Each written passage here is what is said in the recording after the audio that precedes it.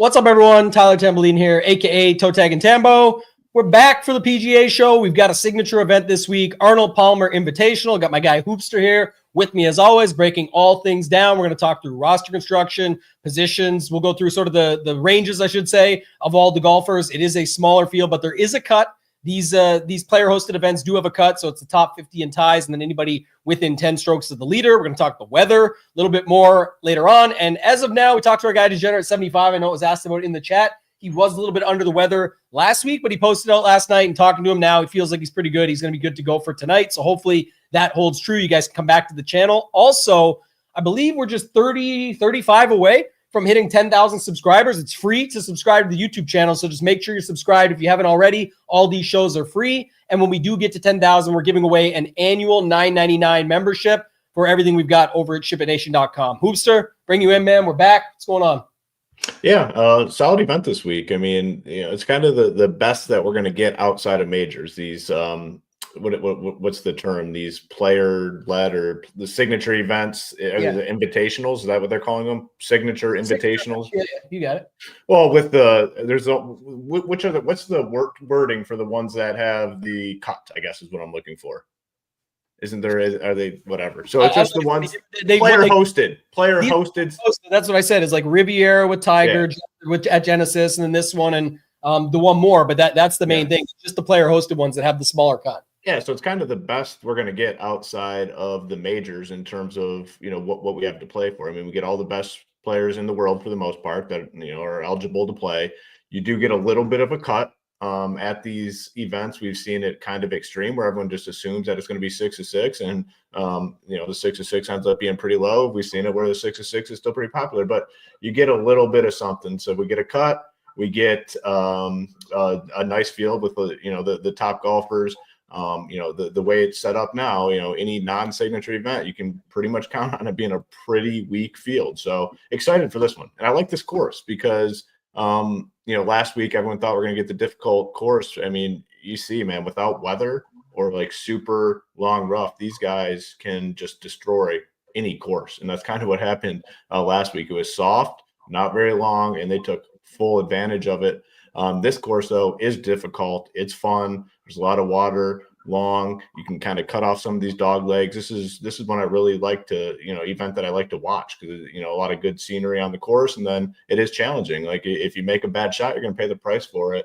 The only downside I would say is the pricing continues just to be awful. Like in the fact that it's just so easy to play these guys at the top. The ownership is through the roof. And it's like, man, do you really want to consider not playing Scotty and Rory? Probably both. I don't know. I haven't looked deep, but somewhere around 50% most likely. We'll see when it all shakes out. But I wish the pricing would be a little bit stronger. That's my only complaint this week, which is good because I usually complain about a lot of shit. Yeah, Nick says I'm busy because I just said this stuff all in the Mayo show, so I don't want to be too repetitive. But that was one of the key factors that you just brought up. That was brutal in the sense of where I don't know your take, but everybody always says, "Oh, but we all have the same puzzle pieces to play with." It's true, it just doesn't make it good. That's what I said because if it does end up being Scotty and Rory or one of the two or both that you need, and so many lineups are set up that way, it does become a bit more of a crapshoot for who got the other pieces right with it versus if it was 12-8 Scotty and 11-2 Rory, and then a bit of a drop off, and you have to start to make those decisions and can't really play them that way, then it becomes a little bit better. But we'll work with what we got. We all know Harris English is the worst play on the slate. So if anybody's playing Harris English, I would get him out of your lineups for my guy Ricardo. And then what else do we got here? Trash tournament, no EVR. Saw that one. Shout out to Beetlebane, gets to watch it live. Yeah, we usually go on a Tuesday. We did have to switch it up just this week, but we appreciate everybody for sticking with us. And then Andrew talked about this already, said, where's DGen? He should be back tonight in his normal time slot for the emergency stream. Good to go. Masters, yes, just around the corner. We have the fifth major next week, the Players. So this is back-to-back really good weeks that we're going to have. One with a smaller field like this week, next week with the bigger. But Hoop, did you look at the weather? This seems to be where everybody wants to start, and certainly something to talk about that I talked about earlier today too. But did you have a chance to look at anything you see there with it yourself? I'm going to pull it up and get like the up-to-date stuff. So just while you're pulling it up there, I will say, so the one takeaway is even from just this morning, like 6 hours ago, it's a little bit different than it was what I was looking at. The main thing is the talk is simple. Friday's kind of wide open, all the same. On Thursday, though, it's a little colder. in the morning. By the way, the tee times do separate. They have 40 guys going off early, 32 going off later, and it's 7:40 in the morning or something versus 1:50. Like there's late tee times for sure, but it's a smaller group, but still 32 golfers after 11 o'clock. On the current weather, you'll see the wind is pretty steady across the board, 15, 16 miles per hour, but the temps are lower in the morning by 10, 15 degrees, depending on when your guys are starting. And then also the gusts are up over 30 in the morning. Around 1 o'clock, they do settle down. So it's really, how much do you want your guys to play in that? But there's also some really good names on both sides of the wave. So what's your thoughts on the weather? Yeah, see, for me, it's just looking at this is going to be one of those situations where I'm not going to fully avoid guys in the Thursday AM wave, but like if you're making decisions and you're this guy versus that guy, and one guy's going Thursday afternoon, I would probably lean that direction. Now, last week, we saw it a lot, and the winner ended up coming from the tougher draw, right? In the initial Highsmith. I think it still happens. Yeah. Sure. Yeah. So you don't want to unless we see a distinct advantage where it's like, okay, Thursday morning, we're looking at 5 mile an hour winds. And then in the afternoon, it's going to 20. Like if you see something like that, then I've gone all in. And I know you have as well. These moderate in between situations, which I think we have here, is a tiebreaker scenario. If you're deciding that this guy, that guy, this guy's AM, this guy's PM, well, I'm going to just side with the PM. So it's down the list of reasons why I would or wouldn't play a guy. Yeah, your priority list is a bit different. Yeah, I agree. And obviously sometimes the case is made that it gets a lot easier. I know last week a ton of the made cuts came from the AM PM. Like it was a 40. So I forget what it was, maybe 48 of the 60 something that made the cut. So a huge number of that. So I definitely think, you can go that way and then give yourself opportunities there. But in this case, this scenario this week, there is a bit of a trickiness to it because when you look at the board, and I just had it up here, I brought it away, but okay, if you're doing that, it's pretty evenly dispersed. Scotty, Ludwig, Morikawa, Matsuyama, Fleetwood, all in the morning. In the afternoon, you have, and this is Thursday, Rory, Xander, Cantlay, JT, Finau, and Burns. That's 9K and above. So it's a pretty even split for who is where. But it's really hard to sit there and say that Scotty Scheffler, Morikawa, Ludwig, guys like that, they can easily come through in the weather regardless, all these other factors and that. So I think that's something to keep in mind when you're building it out. It's way more likely to be down with the scrubs below. Like if you want to look, like that's where I could see people sway the ownership a bit more. I don't see any overreactions up top. I think things could lean a little bit closer. Like originally it had, Scotty for 41 and Rory for 27 or something. I can see those tightening up. I can see Xander getting a little bit of late love. People seeing that maybe he's okay. It's his first event back, but it is 10-1 to take a shot. I could see some of that a little bit, but I don't know if it's going to overreact. Any thoughts on ownership up top when it comes to this? Yeah, and again, this is, you can have the conversation about weather for sure, but it's like this was the scenario this past week where, a lot of those guys had great conditions Thursday through Saturday, and they're at the top of the leaderboard. And they're teeing off late on Sunday when the weather kind of gets a little bit worse. So it's like it's a 4-round thing still, regardless. Like you said, a higher percentage of the guys made the cut, but like where they finished at the end of the tournament was a little bit different. And obviously the most important part when trying to build lineups that get to the top in terms of the ownership. Again, like the field's great, but the pricing sucks. Like 12K for Scotty should be 13.5. If he's 13.5, what sort of ownership do you think we have him at? 25 to 30, 20, maybe 28% if he's 13.5, right? Maybe even less. It'd be way tougher at that point for sure. That's what you want. Rory should be 12.5. I'd say $1,000 less than Scotty, 12.5, and then you're looking at maybe 20 to 25% on Rory. The fact that it's so easy, like you start clicking the names in there, it's just so easy, and then you have legit guys in the 6K range. You put Scotty in, you're sitting at 7,600. So you can play Scotty and not even need to dip into the 7K range, or not even need to dip into the 6K range. Now you plug in Scotty and Rory, which this question always comes up when there's two clear studs at the top of the field. Can you play these guys together? How popular is it going to be? It's going to be popular this week because it's easy. And a very popular build, you and I already talked about it, is going to be Scotty, Rory, 2 6K guys, 2 7K guys. You just kind of go that direction. It's very safe. If you put Scotty and Rory in and you plug in a random 63, I just clicked on Andrew Novak, you're right back to 7,000 per spot. So it's going to be a very common build. They're going to be very popular for that reason. And it's the one unfortunate part about the slate. And man, the course sets up perfect for those guys. Just absolutely perfect. Rory's been phenomenal here. Scotty has been phenomenal here.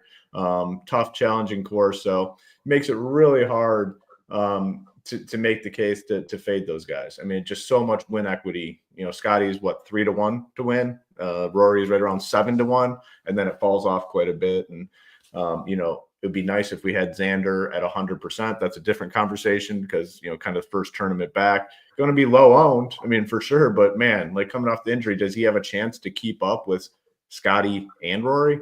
Tough to make that case. So you're going to see a ton of ownership on those guys. I think, again, the same thing we said a couple weeks ago, I think remains true here. I know a lot of projection sites have it as a gap in terms of ownership between Scotty and Rory. I think it just ends up being close, whether it's like 45% or something on each would be my guess, somewhere in that range. Especially if people do lean on this weather angle a little bit as it gets closer to lock, and you see Rory and Xander even would pick up a little bit of steam from Scotty, so it would just even out Scotty and Rory a little bit more. So I think that's definitely a possibility. I'll also add to, I think in something like 20 max this week, I might just lock those two. And it's not, you don't have to do this. It's my strat. I'm just saying, like, where I'm just gambling. Like, that's just lottery to me. If I'm playing a $3 20 max with $60 and something like that, I'm just going to do it and put it that way and see what happens. Versus, you know, my portfolio, I'll do different things. And maybe if I do have some PM AM lineups that doesn't have Scotty, or maybe I will make a small set of PM AMs that include Scotty as my one from the other side. And that's a way to get different that way. And then the rest of my spots. But if I'm doing the Scotty Rory lineups, I'm just turning off all the, you know, the guys that have any, you know, subject, like any of the ownership down below that's even close where it looks like it could be something. I just don't want to back myself into a corner of the same lineups. It will be a little bit more of a sort of roulette style, but it would just be the way to do it once you get past those two, because those two clearly pop off the page with history, form, who they are, best thing, and then pricing is just set up that way, to your point, where, you know, no point in bitching about it any longer for either of us, but we both agree that it's bad, and that's the reason it's bad, because even if you put them both in, you're just gambling on the other four spots against everybody else in doing the same thing. Yes. Agree with you. Couldn't agree anymore. I mean, it is what it is. It's unfortunate, but you know, there's nothing you can do, and you're going to look for little ways to maybe get different, and you know, try to identify the very, very common builds and try to avoid those sort of roster construction things. I mean, it's all you can do with this. But you know, again, we get a full field. Don't want to bitch about everything. We get a strong field this week with a cut at a challenging, fun course. So I'm not going to complain.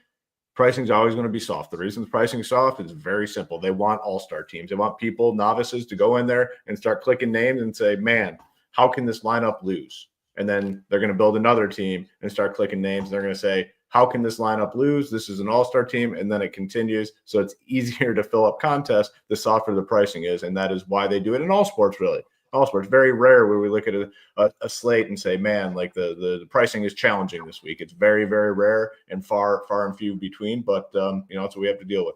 Excellent point there. And it's a reason to get better at what you're doing and work on that part of it. So I think that's kind of the key. One thing, and I'll let you maybe bring it up in the background, but one thing I know people aren't bitching and complaining about, and that is the partnership that we made with SaberSim. These shows, of course, are brought to you and presented by our partner, SaberSim. So, Hoop, if you want to bring it up, we can sort of do a run on what maybe look like the starter version looks like. And I'm going to pull that up. While you're just bringing that up, I'm going to quickly go through here real fast, just so people know while you're working it out. Just two things. One, if you don't know, it was in the intro. We did partner officially with SaberSim. So now all of our members that have optimizer plans, if you already had one through us with ShipTimizer, you're now grandfathered in to SaberSim. So you will get this plan in front of you that says AA Optimizer Core. That is set up so that you can still do late swap for the late swap sports, not golf, obviously, but you can build up to 150 lineups. You can actually build 250 in your pool and then take up to 150 at one time. So you can still pull from a pool of 250 lineups. The difference is with that, it's all of ShipIT Nation projections and ownership for all 8 sports, all the other content included. If you bump up to the starter pack right now for $129 a month, this is just a note. This is definitely a key thing. It's a promo. It basically is the exact same thing as what you're finding over on Saber. They have a $97 a month plan. This is with our content included, but you get all of our content, plus you get up to 500 lineups, the additional set of projections and ownership. So some people want to blend them. Some people want to use theirs for NBA and ours for PGA and the others. It's however you want to use it. It's to each their own. And then you also get a review feature called Contest Flashback. And then we do have the ultimate package as well, where you get your first 30 days for $297. I think there was just a misconception a little bit on this, so I'll clarify it quickly. But like, that's not for everybody. If you want contest sims, we wanted to have that version available. That's the point of saying we have everything that you need. If you want to take a chance on and move on that and take your shots and learn it, then do it. But it's not an easy button, and you got to put in the work. And so that's key to remember. But just looking at our pricing now, this is the whole idea since day one, is to make it all encompassing. As my friend here, Hoopster, likes to say, $99 or $129 for the starter, whichever you prefer to go. But as low as $99 to get SaberSim included and our core package. The competitors charge $150, $194, $268, or $299 a month. It doesn't matter who they are. We're not here to call people out. We're calling out the facts, the numbers. The breakdown is contest sims is such a small portion of the entire industry. It's 5% or less of the entire industry. Talking to other people that own these sites and have broadcast these facts and put these numbers out there. I can tell you that right now. The key is having an optimizer that you're comfortable with, reliable, you can use it. It covers all the angles. That's what SaberSim does, and that's what we're looking to provide. So there's no other better deal. If you're already a member, you can upgrade, change plans, whatever you want to do. If you're not a member, you could literally cancel any site you're at and come just get ShipIt Nation with SaberSim, and you'll be all set moving forward. Yeah. Go ahead. Well, the other thing I did want to touch on real quick, because I know we are really promoting the 129 as the best value, where you get all the SaberSim information as well. And I want to be very clear. I mean, we're honest people. I mean, we're very honest and upfront about everything. From a business standpoint, ShipIt Nation doesn't make any additional money between the 99 and the 129. We're making the same amount of money, but we just feel very strongly that the 129 upgrades your plan. Like, you're getting all of SaberSim's information. You're getting all of their projections, all of their ownership, all the other sports they offer that we don't have content for. It's another data point for you to use. And it's a very good product. As you see, everyone in the chat's loving, in the YouTube chat, in our Discord loving. I definitely want to give a shout out to their team, their customer support team, because they're in our Discord. And those are some of the hardest working guys in this industry. I mean, obviously it's new for a lot of our people. And I know we have some older people that struggle with change and stuff, but my God, are they in there answering? It's not just like little 2-word answers. They're in depth, helping people out with paragraph responses to make sure. Very patient people, very, very patient people that I'm learning a thing or two from them, because it's a lot. The changes are always, difficult for some, but just to answer Deacon's question, Tembo, I like that name, man. Get a spot in there. But if you're grandfathered into the core package, you can keep that as is, right? You see it right in front of you. You have still to put it clear, we never hide anything. We don't sugarcoat it. The T in ShipIt stands for transparency. With Shiptimizer, you only had 5 major sports. You didn't have college football. You didn't have NHL. And there was one more that was missing, and then showdown modes and certain stuff that you didn't have. Now you have all of that, 150 lineups still with SaberSim. Everything is there, including the support, all of that. So you have more than you ever had, with an upgrade and the credibility factor and everything Saber's put in over the years, focusing just on DFS and this optimizer and their additions. So you get all that. If you want to upgrade, you do go up from there. But I think that's where some of the sort of, back and forth has been on when people are asking about it. So I like to be clear on that too.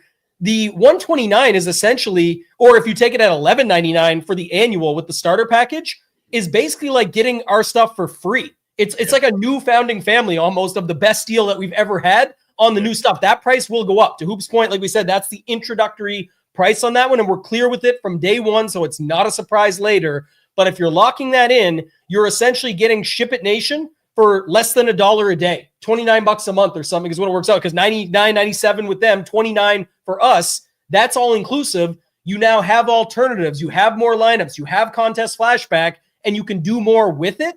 And that's the way to go. You still have, again, you need for the ShipIt, the Stone, you need the Discord, all these factors, being able to put it all together. That's the support and the add-ons, the slate plans, all that stuff are included. But that's what most people are doing. For me, for golf, the Stone is on one screen, SaberSim is on the other. Then I'm building my player pool from there, and then I'm using Saber to do that. DGen talked about it in our Discord this week. I thought it was a great example. Someone said, Saber gave me all this.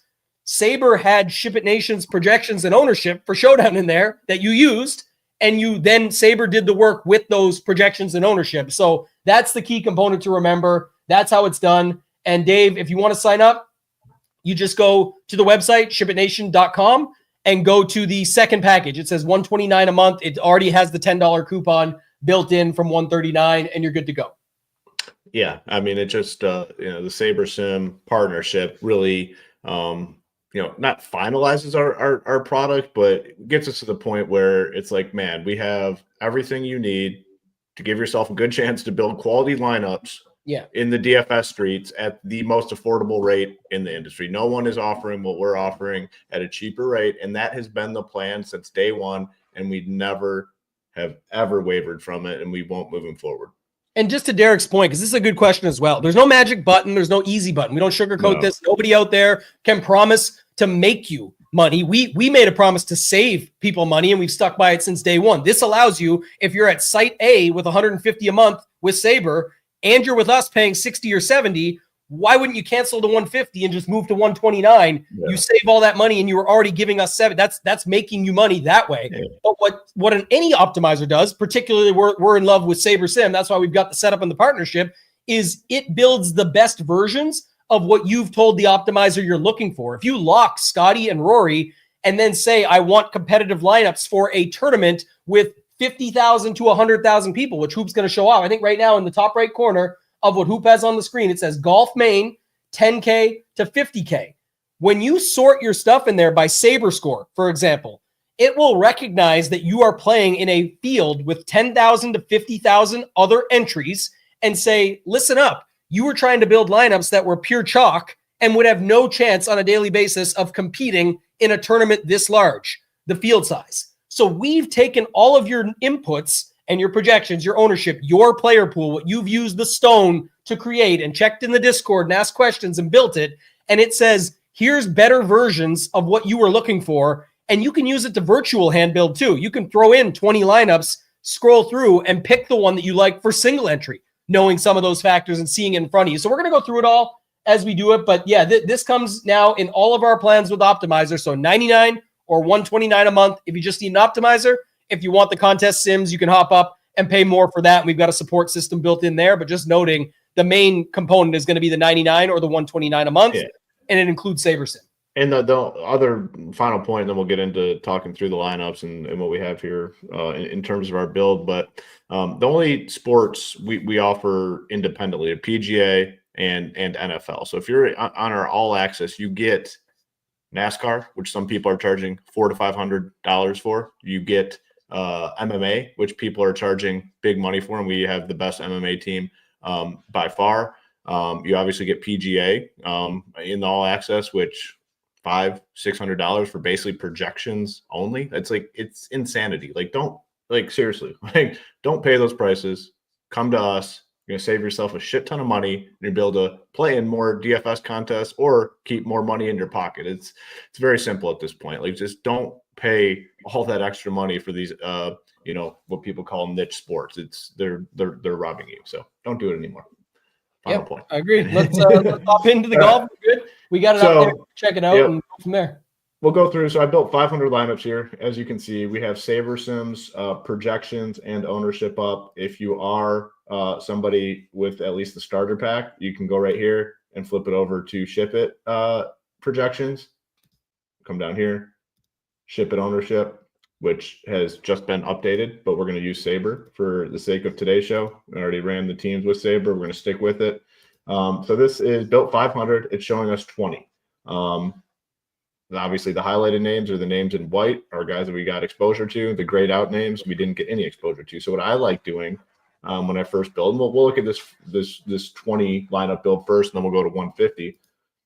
Just seeing what we get here, right? And we're getting 80% Scott. This is basically the dry run right here. This is what Brian's asking. So I'm glad you brought it up, because I was just clarifying that this is what Hoop is doing right now. So he's looking first to see who is popular. It gives you ideas of what roster construction looks like for the week and the game that we play, not the players that we play, but what's everybody doing when they just run an optimizer and throw their lineups in versus that is what the majority are doing. So we're checking it out. This is actually ultimate that we have access to, Andrew, but we're working backwards because we're not using contest sims right now. So it's just all we're showing you is what starter would be. The only real difference with a core plan is you're in the top left corner where Hoop has 500 would be 250 for you. You'd be able to pull 150 from the 250 pool. And then also you would have SHIPIT Nation projections and ownership, which I suggest using, but Hoop had already run it because it just came up. If you saw in the chat, we didn't have the latest SHIPIT Nation stuff live. So we're just going to stick with what we ran, but you would flip it to SHIPIT Nation for ownership and for projections on starter, and you'd be good to go. Yeah, and then another thing, you can average them out. Can go in and say, I just want to average of both, which is very nice because, not everyone's going to be 100% accurate ever. So this kind of balances out a little bit. But we have Saber in, and, this is 20 lineups. So you see we're getting 80% Scotty. We're getting 45. So they really like Joe Highsmith. I mean, very high, obviously, number. He is 6,200, 52 projection. You obviously can get a lot of him. Ludwig, 35%, Rory, 30%, pretty much what I kind of expect. And you start looking at some of these teams, and this is probably going to be a stars and scrub week if you just go in and build and don't change much around. Look, you got Scotty, Ludwig, and then 4 guys, 7,600 and below. Scotty, Rory, obviously what I talked about in the opening, Scotty, Rory, 2.6K, 2.7K. You're just going to get a lot of that, and there's just no way around it. Scotty, Ludwig, and Shane Lowry's in here, and then 3 guys 7,400 and below. Scotty, what's our Highsmith exposure when you sorted it? I missed it. Yeah, 45. So Highsmith coming in a big number. I mean, it is a very, I'd say, aggressive projection on him. If we're sorting by projections, he is 59. So he is projecting, right around guys much more expensive than him. So we're just naturally going to get a lot. Although I did see a grayed out name that you're going to be excited about. Harris English, grayed out. We got 0 in our 20, but I'm going to switch this over to the 150 so we can get like a better idea of what we're really getting in these lineups. And not everyone plays 150, but I still think regardless, it is beneficial to run 150 to see what you're getting. So it's very simple. So we got the pool of 500.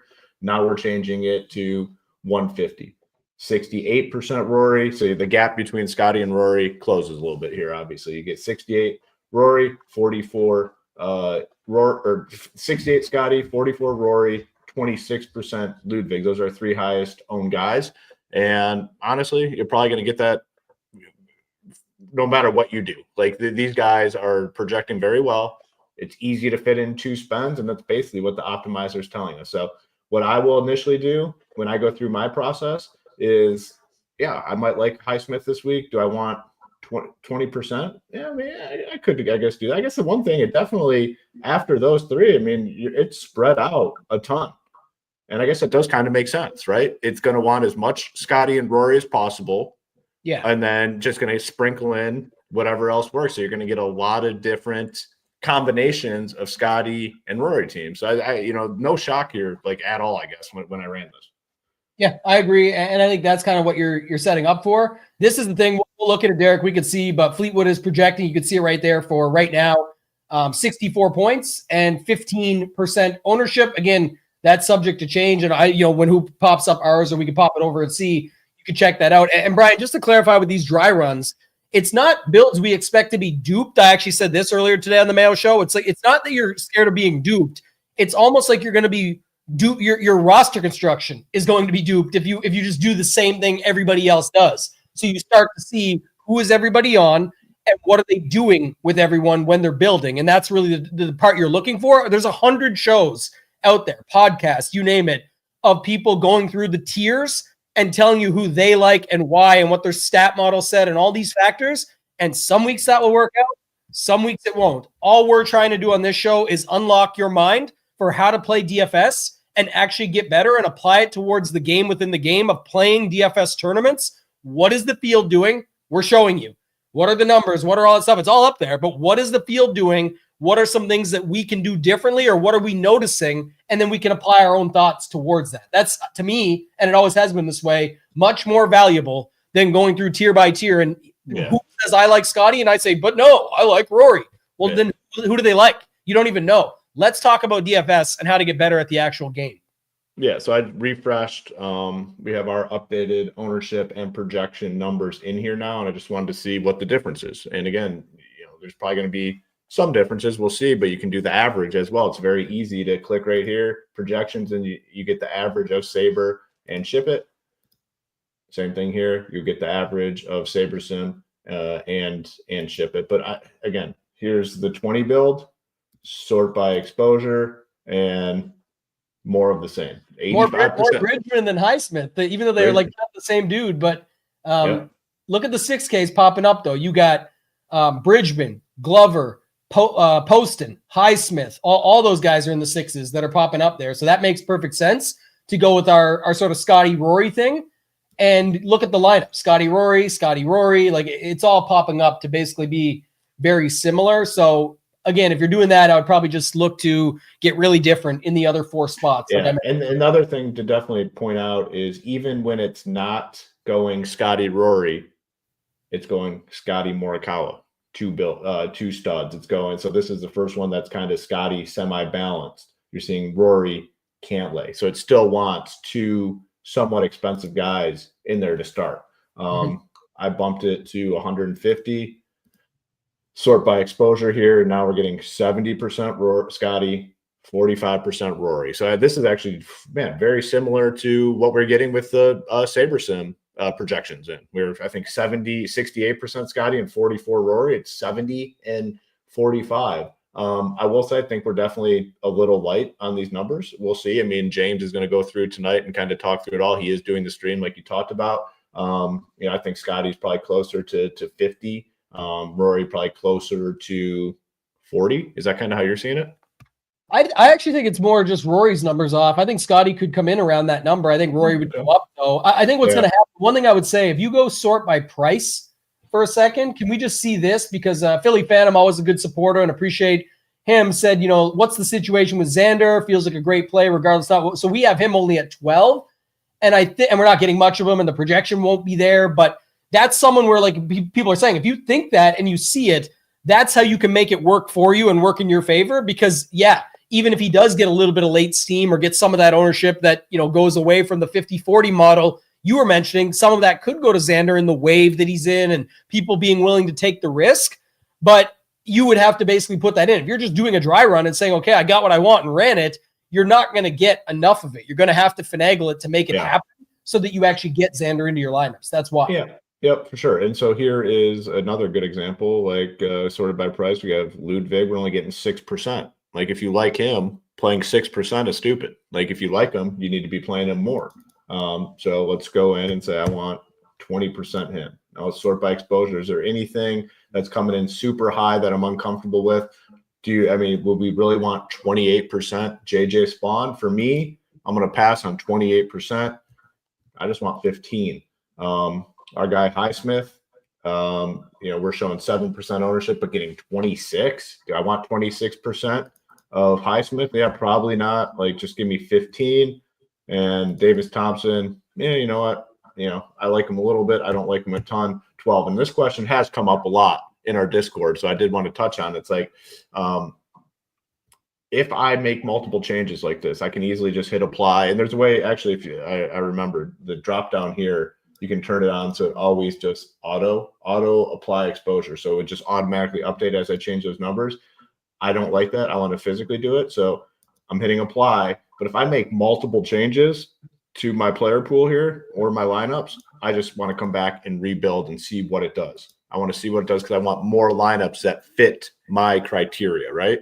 So that is a question that keeps popping up. If you do make these changes, should you rebuild? For me, if I make 3-4 changes, if I'm making just like one, maybe I just let it roll. And we know optimals can be way low. You guys stick with the nice thing about SaberSim is what I've noticed using it a ton is it's giving you competitive lineups regardless of the salary. So I don't change it a ton. In some sports I will, like MMA, if I don't want to go to 50,000, or I think that's the cap price. If I don't want to go to 50, I'll bring it down a little bit. I'm not as worried in PGA because I'm not getting like super chalk lineups. They're giving me lineups that make sense regardless of price. Yeah. Right. Is that kind of how you view it as well? Yes, and I was just going to say the 48.5 or 47 doesn't matter here, Jason. It's the only thing the only difference here is 49.9 because Saber will give you good 50K lineups, knowing that you're maxing the salary versus that, especially if you're using Saber Score, because then it's recognizing in a large field you need to account for product ownership and leverage and different factors. But it's all 47 and 48.5 is almost the same in this scenario versus when you go to Showdown. not so much. It also recognizes for that because obviously different things that you're applying it. But I'm not getting like when I'm running my 150, I'm rarely ever getting anything near 47 on a main slate. On a showdown slate, it's possible because the projections are very similar on just 18 holes of golf versus the separation you could find over 4 full days in Classic. Yeah, so you're getting a mix of, you got 49, 49, 9, or 49, 8, 49, 9, 49, 9, 49, 5, 50,000, but total ownership's only 77%. There's 3 guys under 8% in the lineup, exactly. Yeah, that's the main thing. 49, 9, 49, 6, 50,000 here.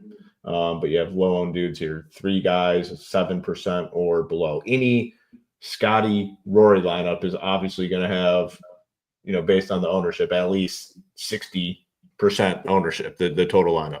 And Brian, this is right on the screen. If you see Hoops exposure on Scotty Scheffler, it says 64.7%, 97 in brackets. That's on the 150 lineups that he's built for. So they make it literally foolproof when it comes to that. Like you can't mess it up. You can see exactly what you're getting on what you're getting. And that's kind of the key component. What do you think, Hoop? What I guess I have a different answer regardless of what you say, but what is the thought process on how many people use an optimizer for golf? PGA DFS. Well, we can keep the PGA. I think it's a high number, and I think a big misconception. People are like, oh, I only build like 3, 4, or 5 lineups. Like I don't need an optimizer. Like there's definitely benefits. Like sometimes I hand build, but I still come in and run teams with the optimizer. There's just so many different benefits and value in doing it. So I think the number continues to rise in terms of the players that use it.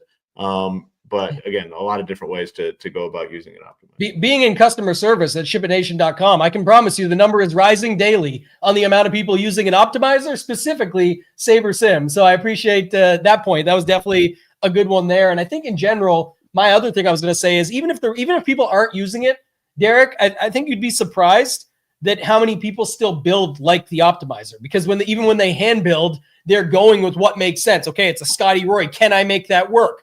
Well, I heard someone say Highsmith do it at 6,200. I heard someone say this, and they go click it in, and you could end up on a similar spot. But yeah, now that you're asking it the way Hoop just said it, I have literally a whole 20-minute segment in one of the courses I've done recently talking about optimizer benefits. I think it's the biggest myth in all of DFS, actually. I would go as far to say that, of people saying optimizers are only for people that build 150. That is so far from the truth. It's almost necessary and important when you are building 150, but there's a huge value to having an optimizer for you when you're building 5 lineups, 10 lineups, 20 lineups. It still helps you find versions of your lineups that you may not think to build when you're just out there building by hand. It'll also be able to be adjusted for min uniques. Like if you're building by hand, you're just replacing one guy in every lineup. It's nice you have a tighter pool, but you could have had some 2v2s in there and stuff that it would have found for you that makes more sense. So I think that's kind of the key component.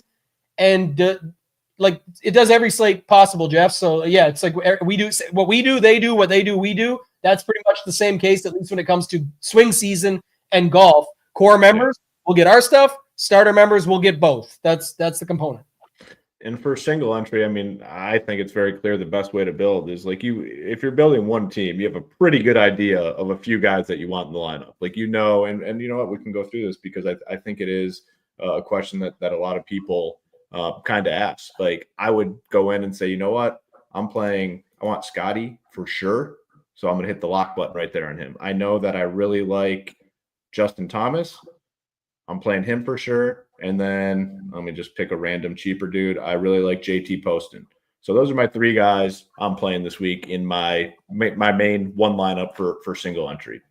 Now, if I go in and click rebuild here, those guys are going to show up in every single lineup that comes out here. So now I'm looking at different combinations that I like, and you're going to get lineups that make sense. They know, the optimizer obviously knows Scotty's going to be popular. So if you are playing a 7K guy in this lineup, you probably don't want the most popular 7K guy in here. So it's going to give me lineups with these 3, and it's going to give me some options to look at, and I can still make changes and kind of pick something that makes sense. So that's how I would use it. And it might only be 2 guys that you want to play for sure. And then you run it and you see what you get. So Yeah, this is a good way of doing it because I know we just launched this last week, so I don't mind taking all these questions and bring them in. But like Derek mentioned this one here, if you are a golf-only member at ShipIt Nation, it'd be $49 a month. You can get in for $59 a month with Shiptimizer if you're golf only. If you're playing every other sport, you can start $99 or $129. So it's not an additional $100 a month. It's $49 for golf only, $59 to add SaberSim for golf, $99 to have all sports, or $129 if you want the starter package. And then speaking of the starter package, Michael asked this. It's actually right on the shipitnation.com/join page, but the additional sports are clearly outlined, and it is tennis, WNBA, F1, UFL, and then a couple of esports, LOL, and CSGO. So just keep that in mind. That's the other ones there. Yeah, but I don't have too many others. Like, I like the way you just set that up, and that's what I think people don't do enough. They recognize they want 2 or 3 options, but then they just hand build in, well, I could put these 3 guys in. Well, why not just put them in, build 10 lineups with your 3 locks, and go look at what the best versions of your 3 locks are, and you may start to see patterns. You may find a really cool lineup that has everybody you like that completely skips the 7K range. When everyone's landing at the 7K, you find natural leverage with players and golfers you like. So it's not about the plays, it's the locks that you liked, and it's a lineup that gives good leverage on the field that you're in. So little things like that can definitely make up the difference. Yeah, so we have 500 lineups with these guys. So I just changed it. If you're playing a single entry, I brought it down to if the number of entries is 1,000 to 10,000. So a little smaller field, single entry type thing. Every single lineup here has Poston, Justin Thomas, and Scotty Scheffler. So you can go through and kind of see, and it's ranked by what makes most sense for these sort of contests. So the other 3 guys in this first lineup, Davis Thompson, Shane Lowry, Joe Highsmith, 49.6. It shows up as our top ranked lineup with those 3 guys based on, our projections and our ownership. Getting a ton of different combinations. Let's see if I just want to narrow it down to the 10 best teams with that combo. Still the same team up top, and you can kind of see them. Oh, you know what? I don't want Bridgman in this lineup. Boom, it would disappear. Bridgman teams would be gone, and you wouldn't see them. So let's see. Boom, don't want Bridgman anymore. Be gone. Apply. Here, apply. Boom. Now my lineups have no Bridgman in there. So a lot of different ways to go about using this. But for me personally, this is how I would use SaberSim for a single entry. And again, it doesn't have to be 3 locks. It could just be 2. I know for sure I'm playing Scotty this week. I know for sure I'm playing Justin Thomas in my main team, but the other 4, very flexible on the other 4. Or you can start eliminating guys that you don't want. I'm definitely not playing Morikawa. I'm definitely not playing Chris Kirk. Boom, boom. Unclick them all and say I have my 2 locks, but then I'm deciding between 10 other guys to fill those other spots. Unclick everybody but those 10 and run it. What another thing is too, I'll bring up just because kind of the way the show's gone, it's perfect. And again, a lot of people are loving it, saying good stuff. And we're going through all this stuff so they can help understand the actual game and optimizers. But I think people don't realize too, like here's a prime example for a hand builder or somebody out there. Oh, screw what shout out to our guy Jill came down with 250. Screw these top end guys. I'm not playing any Scotty, no Rory this week. Let me build out the best lineup. You know what they do? They just build the best one by hand. Well, if it's not going to be those 2, it's these 6 guys and works. On this, how about a dry run hoop? We don't have to do it, I'm saying, but an example where you just turn off Scotty and Rory and like do your dry run. Find out what you're projecting with Scotty and Rory lineups, your best projected lineup. You can sort it. You'd see, okay, let's say it is, I don't know, you had up there 390, let's say is the best projected lineup with those 2. And then you say, okay, great. Now let me build again, but I'm going to turn off Scotty and Rory. What are the best projected and versions of my non-Scotty Rory lineups? Because that's what I want to see. And then it's not about the picks and the plays. It's I want to know what I'm giving up when I sacrifice Scott. What are the pros and cons? I'm clearly not getting them in their projection, but I'm only giving up 8 points in golf on projection. I still have lower owned options. I still get some 9K guys that I know I'm not going to make up the win equity, but maybe the made cut equity, and they beat them out, and some of the cheaper guys down low fail. Like I could see this working, especially in a smaller field. Let me take a shot. Well, if you're just building that by hand, good luck figuring out all of those factors versus on here in seconds, basically, you can just have it together. 30 seconds to a minute. you've got it all figured out, and then you can make your decisions in the timeline after that, but at least you'll know. Yeah, fully agree with you. I mean, that's the beauty of a tool like this. I mean, just so many different ways to use it, regardless of the number of lineups you're building or the contest that you're playing in. Like, there's just so many different ways to use it. And, you know, we're just touching on a fraction of it on these shows. Like, we're touching on just one fraction of what is possible by you know, pairing up our content with this tool. But I think it's, you know, important stuff and good talking points. And yeah, we'll definitely, you know, go through some of these ranges pretty quickly and talk about some of the plays that we're interested in this week. But I think, you know, walking through this process is, you know, just as valuable for sure. I think it's more valuable. And obviously I'm the poster boy for that. I could care less about some of the other stuff. I just want to talk about this stuff all day. But for me, if you are looking at this slate this week, Hoop, like, what are some of the spots that stand out for you that others aren't going to? Like, looking at that dry run and seeing, okay, we get the Scotty Rory stuff. If you're to move away from that, it doesn't sound like you personally are super high on the Xander angle. What would your sort of plan of attack be when it comes to lineups that wouldn't have Scotty or Rory? Or do you have a difference of opinion on sort of how you would use Scotty and Rory in different ways you would build? Yeah, I think, you know, for me personally this week, majority, if not all of my teams will probably start with one of those guys. Like, I think it's just one of those. And you know, that means I'm probably going to have little to no Xander. I'm going to have little to no Morikawa. But, you know, my next guy that I do like quite a bit is definitely Ludwig. I think he's close to those two. He has winning upside. Obviously, there is the week where he played well, opened up well, got sick, and then it looked like it definitely was lingering the next week. Played like crap, and then bounced back. And what did he get? He got a win, right? I believe so. Yeah, he won. So his game should definitely fit this course. Most courses are going to fit him perfectly, but I think he's a phenomenal play. Buying into the Justin Thomas resurgent stuff a little bit. Like, man, I struggle with guys like Tony Finau, Sam Burns. That kind of, you know, sums up a little bit of what I'm looking at in the 9K range. Definitely Ludwig and JT are the guys I'm most interested in. Yeah, and I can see that. I guess, you know, some other guys there, like the Morikawa, Cantlay, JTs of the world, all kind of stand out. Mayo was trying to sell me on Finau, so I'll have some of the Mayo molds, if you will, those builds. Yeah, I don't mind that, actually. Now that I think, because I think it's going to be lower than this 9. There's a couple guys that just have to get squeezed in this 9K range, and I think it's definitely Finau and Morikawa. I think their numbers are much lower. I think Finau could be 6-ish. I think Morikawa is probably 10-ish, I want to say. You know, so I think those guys can definitely get squeezed. I don't hate that call at all. And the Finau thing does make a little bit of sense to me, for sure.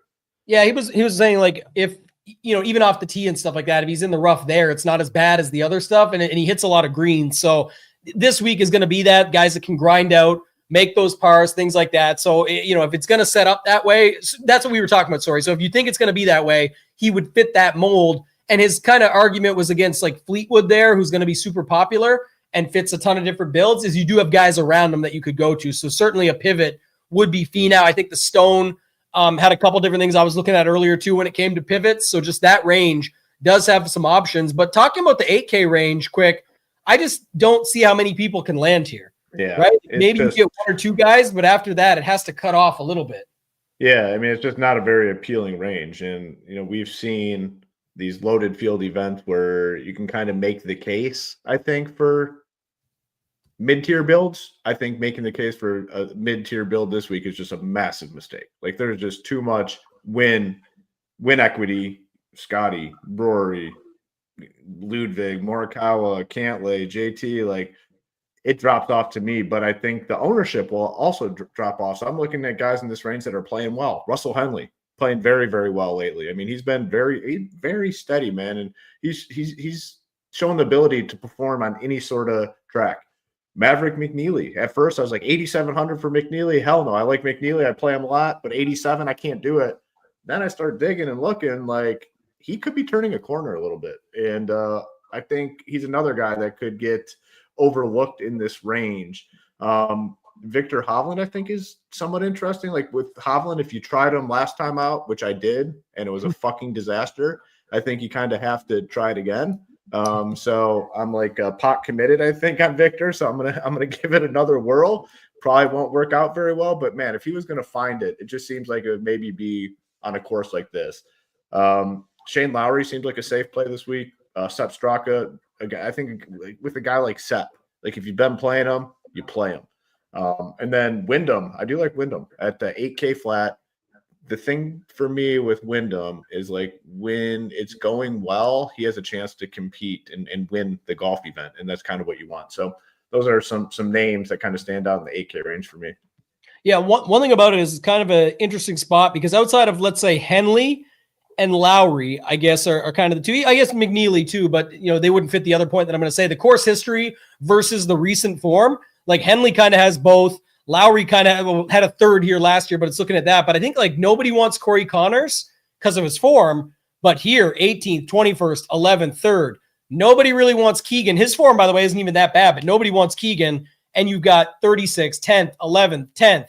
Hovland, you mentioned, he had a 22nd, then he missed a cut, but 36th, 10th, 2nd here. So it's a little bit of that type of battle that you're seeing. Even Wyndham Clark, 2nd here last year. Sung Jae, 18th, 21st, 20th, 21st. Like he's had good results here too. So a lot of these guys in this range, you're battling course history versus recent form. I always like to rely on the form, but if they got there, that would be the angle that people would play. And you just can't get to the 8Ks very easily. So I think going back to the top and just mentioning it, not a lot of our lineups landed on Scotty or Rory, and then 2 or 3 8K guys, or however you want to build it up. Probably 2.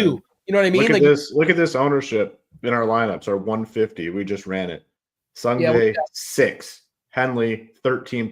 McNeely 0. I mean, I'm not counting that. He's at 0. Zalatoris 0. Berger 0. Keegan 2. Hovland 0. 19 for Shane Lowry. 8 for Sepp Straka. 10 for Robert McIntyre, 0 for Wyndham Clark, right? So it just tells you the sort of builds you're going to see this week. That tells you everything you need to know. And that's what, when Brian was asking earlier, okay, now what's your next move type of thing, tying it all together to what we're actually talking about, hitting these ranges. That's the point. If Scotty's getting to be 75%, even on a 150 set, but a generic set, if the optimizer's doing that, so are people. They're building this way by hand. And so it doesn't really matter how many people have the optimizer. It's just noting not many people are building it with Scotty and a couple of 8K guys. So if you had a Scotty Hovland Lowry or a Scotty Lowry Straka and you want to build something like that, you can still easily get to that build. And now you're sacrificing all those 9K guys and you're sacrificing Scotty and Rory. But while you're doing that, you're still keeping the Scotty win equity in there. He's 3-1 to win this tournament, or 3.5-1, but you're not forcing in Joe Highsmith, Lucas Glover, Harris English, JT Posey. You're not forcing those guys. You might only need one of them to make it all work. So I look at stuff like that, and I think that's probably the better way to do it, because then you're on lower owned plays with Scotty builds, but you're on unique, different roster construction than most Scotty builds for large field tournaments. Yep, agree with you. 7K range is obviously big in terms of the number of guys here. I'll mention a few that stand out to me, and then quick run through the exposures that we got in our 150. But Tom Kim, not a great course fit, but I don't know, he randomly shows up places. I do like Pendrith, Akshay, and Corey Connors. I think Corey Connors, I think it was last year. Slow start to the year, and then kind of just like turned it on at some point. He just improved all his results. Kind of a slow start this year to the season. Like, can he start to turn it on a little bit? There's been some signs of life. I mean, his best finish, basically this season, the real season, the Genesis, finished 24th. He's 7,800. Like, if he gets into the top 20, like, you take that. So I do like Connors. Fitzpatrick, I don't know about him. Jason Day. The one guy that's interesting to me, and you see, we're getting 18% of Ben Griffin. Just seems like a guy to me that I just want on easy, weaker field events. Like, I don't know. Like, people are going to play him because his last 2 finishes have been solid, but like, he's around some real dudes here. And I don't know. I might be like underweight on him. I'm going to keep riding the Michael Kim thing. Like, man, like a similar situation. If you've been playing Michael Kim a lot, which I have, like, I just don't know how you get off at this point. Like, maybe you said, all right, I've made enough. I'm going to not play him. I'm just continuing on. Minwoo, Adam Scott, Aaron Rye thinks interesting. Grazerman, I think, is fine. Start looking at the exposure. You start to see some decent exposure here in terms of what we're getting. 18 on Pendrith, We're getting 19 on Ben Griffin, 11 on Adam Scott. Siwoo's popping in at 15, 18 on Rye, 16 on Denny, 12 on Davis Thompson, and yeah, it's about JJ Spawn at 15. So that's and I had to cap JJ Spawn, by the way, because we were getting more JJ Spawn and we were getting more Davis Thompson. So those guys would be coming in higher owned than we're showing here, or we'd be getting more exposure than we're showing here, I should say.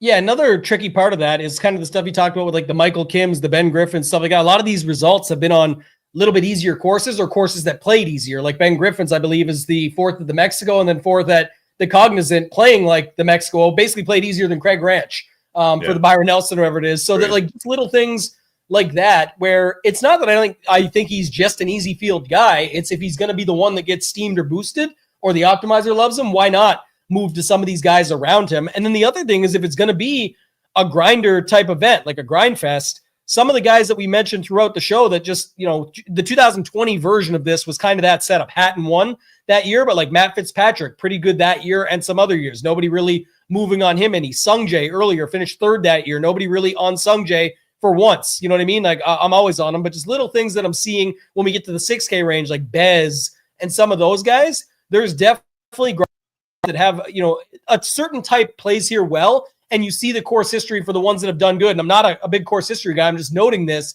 that you see a lot of people continuously play well here. Did they really have great form? Again, you can deep dive this stuff, but I'm just saying, did they really have amazing form every single year that they came into this tournament and then had a good result? Or is it something about it that sparked here? So I think to that point, it doesn't mean it's going to work, but I'm looking at different angles like that where I'm already getting different. And it's guys that have had good results here that are bigger names that are just at lower price points that maybe this is a spot they turn it around at. And I'd be okay with that. Like, to me, that's a risk I'm willing to take. Agree. If you just go in and run the optimizer, which we essentially did, you are going to get, I think, a lot of 6K guys sprinkled in because it's going to get a lot of Scotty. It's going to get a lot of JT like you see in this build. So a lot of these guys we're getting exposure to. Patrick Rogers showing up 23%. We got Jaeger at 10, Poston 10, Seabest 10, Lucas Glover 15, Eckroat 13, Highsmith 15, which I had to cap. If you guys remember, I had to cap that exposure because we were getting a shit ton more. Bridgman 15. So you're going to get a lot of these guys mixed into your lineups. Now, the ones that kind of stand out to me, I really, really like Nick Taylor, 6,700. I think he's a really good play. He's been playing well. I think he could easily be more expensive. I'll let you talk about Harris English, this pot gutter guy. Somewhat interested there at 65. I mean, he just got the ability to bomb it out there. Moderate interest in Seabez, Nick Dunlap. I don't know, man. Max Homa, 63. Crazy how quickly he's fallen. Fine going back to Highsmith. Bridgman, I think, is fine. I'm going to play, again, if you're getting a lot of Scotty and Rory, you're going to have to get comfortable down here. And I'm pretty comfortable down here with quite a few guys. Yeah, Nick Taylor's getting pretty popular. English is popular, but we'll see how it actually goes. Like the options around them, there's tons. There's not a huge difference. Again, everyone's but this recently and all this other stuff. Again, we just talked about reasons why that may not be the case or what's required at this course. And you've got Benny Ann lower than usual, Brian Harmon, Bez, who I already talked about at just 6,500, JT Poston at 6,600, Dunlap, Chris Kirk. There's a bunch of guys down here that you could play that it would not shock anybody if they were the ones to come through. So I think that's kind of how I'm looking at it. I'm going to be sprinkling these guys, especially because, like you said, being high on Rory and Scotty, even when I'm trying to get a Scotty with a couple 8K guys, I probably still hop down here and grab somebody. Like, you don't have to grab the same guy everybody else does. Yeah. There's going to be other options here. The projections are going to lean on one thing, but there's going to be other options around them that you can go to that make things work. Yep. Fully agree with you. I mean, definitely agree with you. There's a lot of pivots, a lot of different guys to go with. If you are, if it is Nick Taylor down here and you are going with a Scotty Rory build, you probably don't want Nick Taylor to be the next guy in, because that's what a lot of people might potentially do. You look at it right in that range. You don't love Harris English, but if you like Harris English, I guess he's coming in high on. So maybe you look to Poston. Poston 4%, Jaeger 5%. And I like that point you just made, because I want to tack onto it. If you do like Nick Taylor enough that you just can't move off it, and you're like, you know what, I'm in, and I like Scotty. Okay, that's fine. But now just look what you're doing up the middle. Maybe now is when you pull the trigger on your Victor Hovlands and your Sepp Straka's and guys like that, where you're using Nick Taylor in a different way in a Scotty lineup. You're getting your lower owned plays in the middle. And I know if it was in a vacuum and it was Nick Taylor versus the guy next to him at 10% versus 2%, that's a matchup bet. Yes, if you could get that at 5-1, you would take the matchup bet, but we're not playing a matchup bet. We're playing DFS. So if you really like it, it's not who you play, it's how you play them. But remember it when you go to move number 3. And people play chess. You're moving ahead. You're thinking ahead of other people. You're making moves to then make moves. That's what you need to be doing in DFS. You're treating it exactly the same way. You're going through and saying, if this, then it means that. If this, then that. My guy Title and I always talk about that. Hoop, we're bringing it in here now, but it's kind of the way to look at it. You don't need to abandon everything. You just need to think like Hoop just did and said, if you're going this, and then that, well, now you're kind of just tacking yourself into the same corner everybody else is by doing that method. So you can avoid it that way. Yeah, fully agree. All right, man. I don't have too much else here. I think, covering it pretty good from the way to build out, the way to handle the slate, API specifically, what people are doing this week with their builds. We'll have tons more over on the site. You see it up at the top there. You just hit the PGA for the drop down real quick, Hoop. That's kind of the other component is blending the two, but just scroll up to the PGA drop down. The stone is up and it's ready. It's got the projections, ownership. You can see, I'm looking at it right now. We've got everything color coded for the pivots, the sleepers, the high leverage, the tee times are all in one place. Yeah, you can do a quick spin around it. It's, people, just to see it's all in one place. That's the key with what we're doing. We're packaging everything, making it simple. So it's all there. I put this on one screen. I put SaberSim on the other screen. I build my player pool off of that. And then I start to apply things from there. The slate plan is up and ready to go. The value report from our guy Lee, the course fit rankings from our guy Lee. It's all up there, ready to go. And just give you a quick free preview so you can see it. But the idea here is simple. It's to get you everything you need in one place, easy to use, simple to get back to it. And then you can apply it, bring it over to SaberSim, and all the support is in Discord. Hoop, any other final thoughts before we get out of here? No, looking forward to this week. All our content up nice and early. Discord very active. A lot of good tidbits in there. And SaberSim support is there if you do want to give SaberSim a try. If you're not already a SaberSim member with us over at Ship Nation, great time to try. They're customer service reps, like we talked about, very, very active, answering all questions, and our communities, and they're helping each other out as well. So it's a good time to get on board and give it a try. We'd love to have you, and feeling good about this event. Looking forward to it, and good luck to everyone out there. Yeah, this is a key component. Derek's been so great, so I'll answer the final one to end the show for him. But this is what we're saying. If you go Rory and popular, like Rory popular, Fleetwood popular, Nick Taylor popular down low, this is the difference. And if you had an optimizer, you could set it up to have 2 of 3 of these in a group and see what lineups look like. You could lock these 3 and see what some of those lower owned versions to make it have a good Saber score so that it shows you what you're doing. So that's the benefit of the optimizer, be able to do a lot more with it and be able to find these angles in. Appreciate everybody so much. Thank you for watching. If you have any other questions regarding SaberSim, you can hit me up directly or send us an email to info@shipitnation.com. That's going to do it for this one, guys. For Hoop, for myself, ToeTagginTambo, let's ship it.